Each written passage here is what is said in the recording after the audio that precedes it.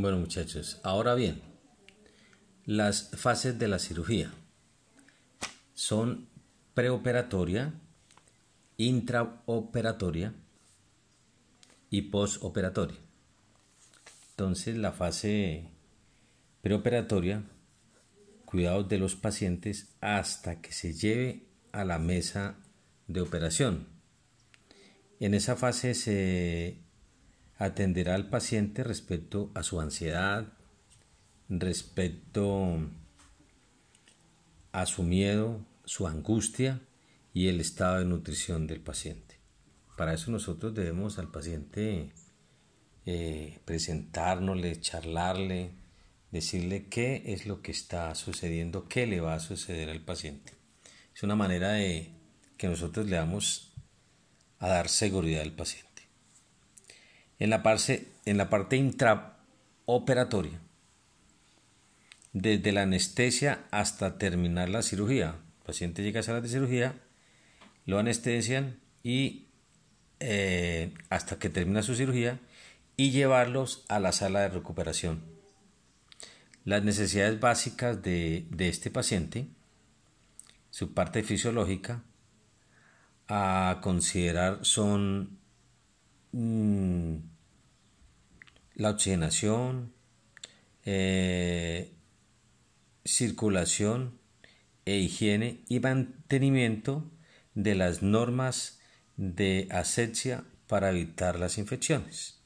Entonces el paciente tenemos que tan pronto salga de salas de cirugía, monitorizarlo, lo que nosotros llamamos es colocarle su oxígeno, verificar y colocarle la bandita para tomarle su tensión arterial, frecuencia cardíaca, respiratoria, y así hacemos para mantener al paciente estable.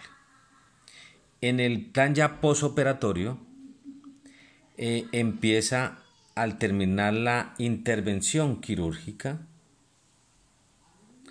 y continúa hasta la recuperación total de este paciente. En la sala de hospitalización, o sea que el paciente ya sale de las salas, va a su sala de recuperación y en ese momento verificamos que el paciente tenga una recuperación. En esta fase pues hay que estimular al paciente hasta el restablecimiento pues ya total, su mejoría, y ya empiezan cuáles son los cuidados que debemos de tener, los cuidados de enfermería que son los más importantes. Inicialmente uno que verifica en el paciente la seguridad del paciente. Ya después de que sale de salas de cirugía lo llevamos a su unidad donde vaya a estar el paciente, ya sea en el piso segundo de quirúrgicas o en su sitio donde si es una materna pues sale de salas de cirugía, la que ya le han hecho una cirugía ginecológica y se va para su sitio de hospitalización. Lo mismo, hay que estar pendiente de qué y cómo está el paciente. El paciente se debe cuidar frente a eso, tener todos los medios de protección porque nos obligan especialmente a cuidar al paciente, la seguridad del paciente, que es lo que nos interesa a nosotros, porque de acuerdo a la seguridad del paciente, el paciente va a estar bien, va a estar estable. Eso es muy importante para determinar todos estos aspectos, todas las fases que hay de la cirugía. Es necesario enfatizar mucho la importancia de la comunicación paciente y enfermera o enfermero. En el lenguaje debe ser claro, que nos entiendan. Hay que preguntarle al paciente qué siente, cómo está, qué le duele. Y si nosotros vemos de la parte, ya si hay una incisión, en qué parte está, parte del abdomen, parte línea media abdominal, oblicua, central, en fin, donde usted encuentre la herida que le han hecho al paciente, verificar cómo sale, si sale con apósito, si está cubierto el apósito, si está sangrando, si no está sangrando. Todo eso es lo que nosotros debemos hacer, tenemos que verificar para que el beneficio del paciente sea el óptimo. Hay que preguntarle cómo se siente, cuál es el dolor que siente el paciente, para asimismo nosotros establecer las actividades de enfermería. Hay que estar pendiente de tomarle los signos vitales, su temperatura, de mantenerle su cánula de oxígeno al paciente, para asimismo ver que el paciente nos está saturando bien. Recuerden que la saturación del paciente tiene que ser de 90 al 100%, son los valores normales. Si un paciente se nos está bajando de esos niveles, quiere decir que el paciente se está desaturando. Inmediatamente hay que avisar al médico y hay que estar pendiente. Si estaba en 1 litro, 2 litros, subirle 1 litro y verificar inmediatamente con los médicos para que lo vengan y lo revaloren al paciente. Todo va encaminado a el cuidado del paciente, a la seguridad del paciente. No olviden que cuando usted está transportando un paciente, necesitamos barandas arriba porque lo está transportando en una camilla, y si lo va a pasar a la cama también tiene que estar pendiente, pida ayuda para trasladar el paciente de la camilla a la cama. Eso es supremamente importante en estos procesos. El posoperatorio comprende 2 periodos: inmediato o de recuperación de la anestesia. Se realiza en la sala de recuperación. El objetivo de los cuidados es estabilizar los signos vitales al paciente. Y el posoperatorio mediato, el paciente se recupera, cicatriza la herida y se realizan las observaciones de la hospitalización. Es cuando usted se da cuenta que el paciente puede durar 1 o 2 días en hospitalización, está verificando la parte de la herida, cómo está, si tiene rubefacción, si tiene calor local, cómo está el apósito, la educación que usted ya le haya dado al paciente, si hay que retirar el apósito, si el paciente si hay que movilizarlo, si hay que bañarlo, si hay que ayudarlo para su movilización. Al paciente hay que darle mucha educación frente a lo que usted tiene que decirle al paciente de su patología, de su cirugía. Frente a esta situación, nosotros también tenemos que tener en cuenta unos conceptos básicos, que es la asepsia. A significa sin microorganismos patógenos. Es importante. Lo importante también es la postura de los guantes. Usted siempre debe atender al paciente con los guantes. Lávese las manos antes de ponerse los guantes.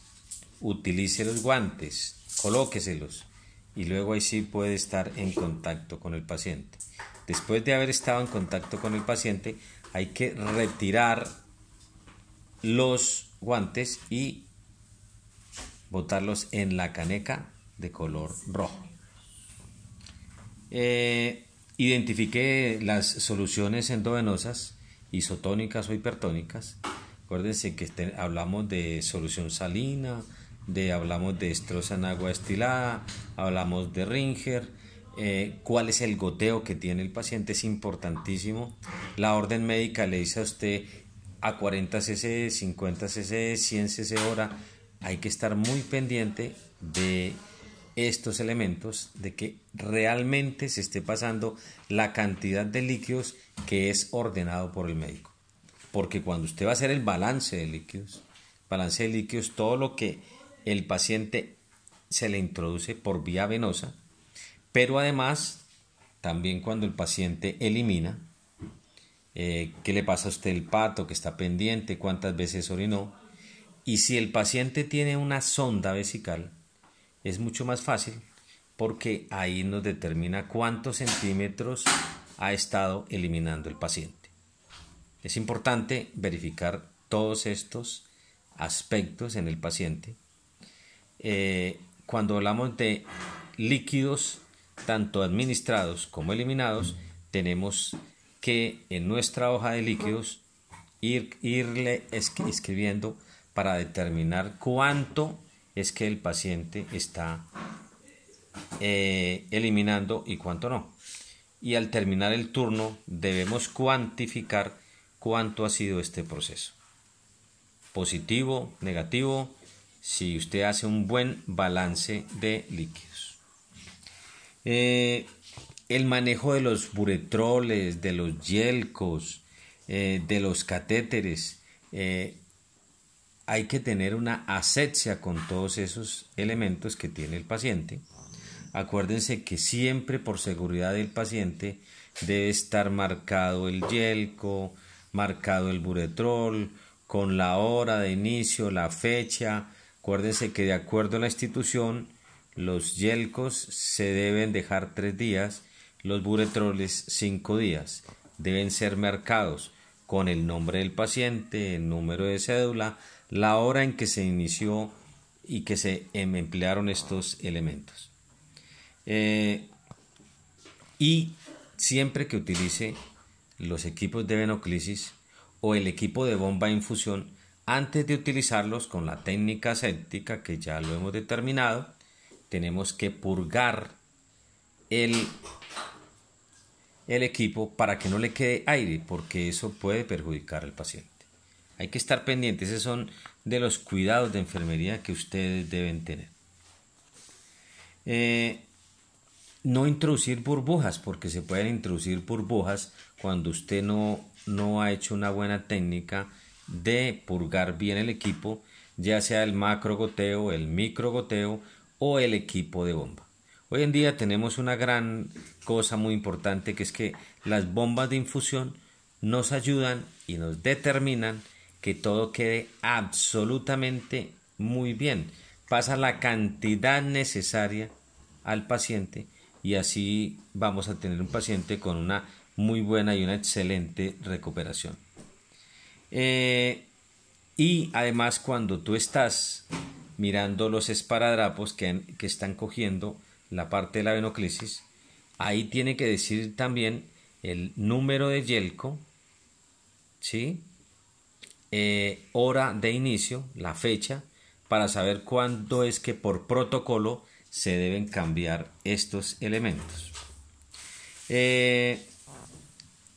Los signos vitales hay que estar pendiente, que por lo general debemos tomarle cuando el paciente, nosotros recibimos, llega el paciente, 8 de la mañana, 12 del día, 4 de la tarde, básicamente es como lo común. Pero si el paciente necesita que estemos permanentemente viendo los signos vitales de un paciente, pues lo mejor es mantenerlo monitorizado, porque ahí nos va a decir frecuencia cardíaca, tensión arterial, frecuencia respiratoria, y estamos pendientes de la temperatura del paciente. ¿Por qué? Porque son procesos de enfermería, son cuidados de enfermería que se deben de tener. En la parte de la administración de medicamentos, la inyectología, sabemos que hay formas de pasarlas, como son la intramuscular, como son la subcutánea, como es la vía endovenosa y la vía intradérmica. Son las formas de nosotros, los diferentes medicamentos que se van a administrar. Recuerden que la vía intramuscular siempre es a 90 grados. Hay que succionar un poquitico, verificar que no estemos con sangre en la jeringa, y ahí sí podemos aplicar el medicamento en la parte intramuscular a 90 grados. Cuando hablamos de la vía intradérmica, acuérdese que es a todo nivel yo siempre le digo a mis estudiantes, aquí sí podemos observar a nivel de la piel, que esa básicamente se utiliza para hacer la previa prueba de sensibilidad.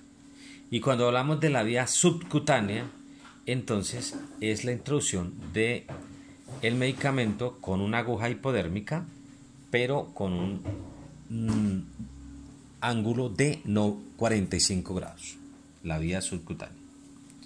Eh, Cuando hablamos de un paso de sonda nasogástrica, acuérdense que el paciente por lo general debe estar en una posición semifowler para poderle pasar esta sondita por vía nasal, por alguno de los conductos de la nariz, que va directamente hasta el estómago, cuando hablamos de vía nasogástrica. Y acuérdense que ese proceso pues lo vamos a hacer más adelante. Vamos a indicar cómo es que se pasa una sonda nasogástrica. Les estaré enviando también un video de esa forma, cómo se pasa. Siempre recordarles que cuando estamos en el periodo y cuando estamos en el momento de estar con un paciente quirúrgico, en médico quirúrgicas, lo primero que debemos hacernos antes de cualquier cosa es lavarnos las manos, colocar todos nuestros elementos de protección, guantes y atender al paciente.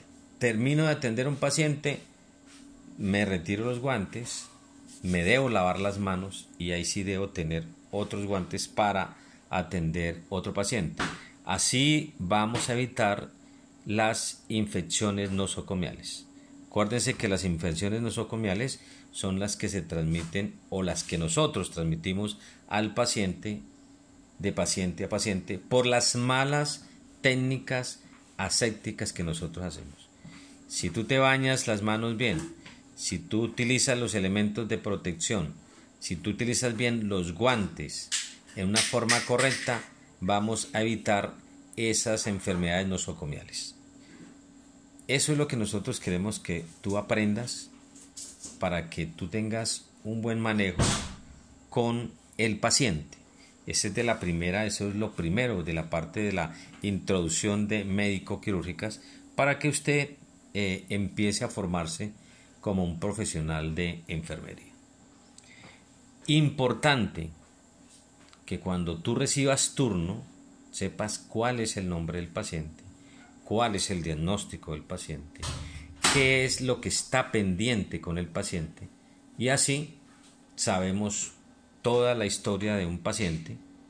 El paciente hay que verificar el nombre, estar pendientes de los 11 correctos para saber de que si se trata de ese paciente qué diagnóstico tiene y asimismo con ese diagnóstico, esa patología que tiene el paciente, nosotros le vamos a realizar cuidados de enfermería basados en la patología de ese paciente.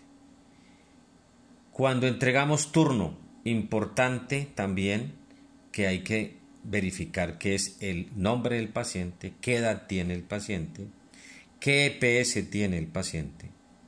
Es importante. ¿Cuáles fueron las actividades que usted le hizo durante el turno al paciente? Además, ¿qué queda pendiente de ese paciente?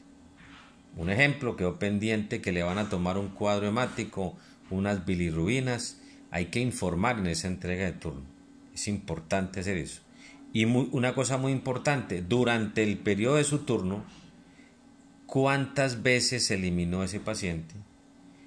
¿Qué se le administró por vía oral al paciente? ¿Sí? Y por vía venosa, ¿cuánto? Porque hacemos un cálculo y eso es lo que nosotros llamamos los líquidos administrados y eliminados. Ese es el control de líquidos administrados y eliminados. Entonces es importante hacer eso en la entrega de turno. El paciente eliminó 4 veces, hizo una deposición o 2, al paciente se le administraron tantos líquidos.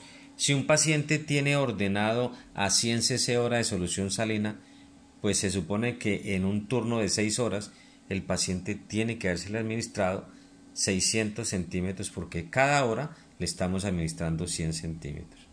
Entonces, cuando yo hago un balance muy bien, muy correcto de los líquidos, sé cuántos se le administraron, sé cuántos se eliminaron y sé cuántos, ya sea porque tiene sonda, ya sea que porque no la tiene, por vía nasogástrica, si tiene una sonda nasogástrica, cuánto eliminó en esas 6 horas, si presentó emesis el paciente. Todo eso tiene que estar estipulado en la entrega de turno. Eso es una buena entrega de turno. El paciente tenemos que verificar si está consciente, alerta, despierto, orientado en sus esferas, si no, cuál es la escala del Gradgund que tiene el paciente. Es importante verificar absolutamente todo eso. Queridos estudiantes, con toda la guía que les estoy colocando, con este video, para que ustedes vayan analizando y vayan cogiendo de cada una de sus patologías de los pacientes qué debemos hacer para el beneficio de nuestro paciente. Muchas gracias.